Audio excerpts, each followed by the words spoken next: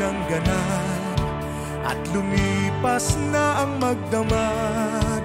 Madaling araw ay nagdiriwang, may umagang namasdan.